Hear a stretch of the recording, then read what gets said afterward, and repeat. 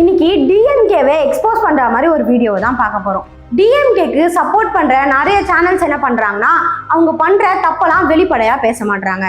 ஆனா சிகப்பு நாடா வழியா இன்னைக்கு அவங்க பண்ண தப்பெல்லாம் வெளிப்படையா பேசலாம் வாங்க.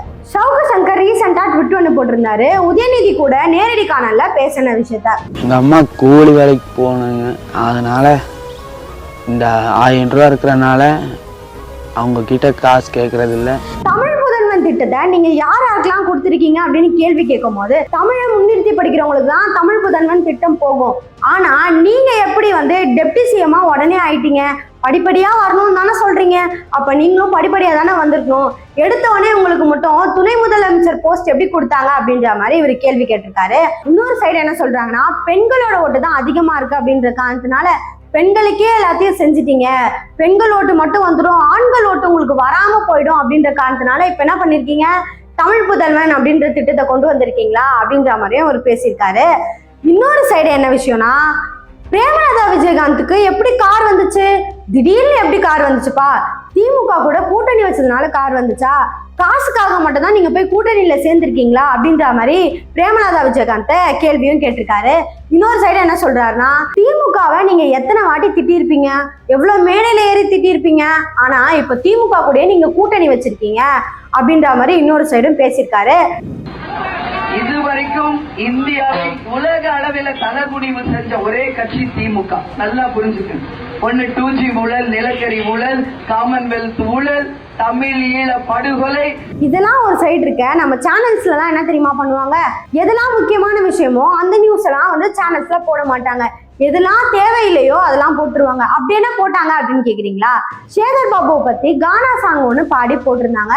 அதுதான் இப்போ சமூக வலைத்தளத்திலயும் ட்ரெண்டிங்கா இருக்கு, எல்லா நியூஸ் சேனல்ஸ்லயும் தொடர்ந்து வந்துட்டே இருக்கு.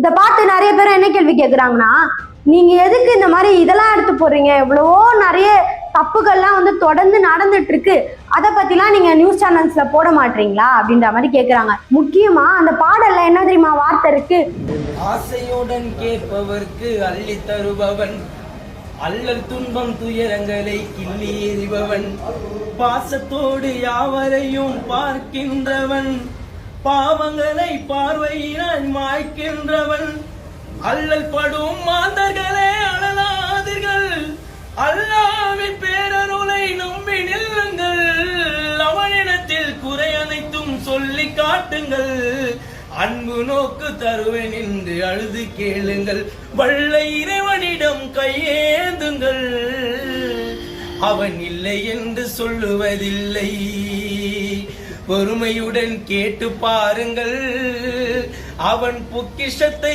மூடுவதில்லை. சேகர் பாபு கிட்ட காசு வந்தா எல்லாருக்கும் வாரி வழங்கிடுவாராம். எப்படி வழங்குவாரு, கையில கிடையாது, ஜிபேல. என்ன ஜிபேல சொல்ற அப்படின்னு கேட்டீங்கன்னா அந்த வீடியோவை போய் பாருங்க, உங்களுக்கே புரியும். கம்ப்ளைண்ட் பண்ணு, அவ்வளவுதாங்க.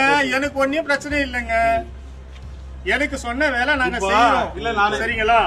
நீங்க என்ன பண்ணணுமோ அதை பண்ணுங்க. என்ன வேலை சொன்னாலும் செஞ்சிருவீங்களா? இங்க பாருங்க, சொல்லியாச்சு. நீங்க பண்ணுங்க.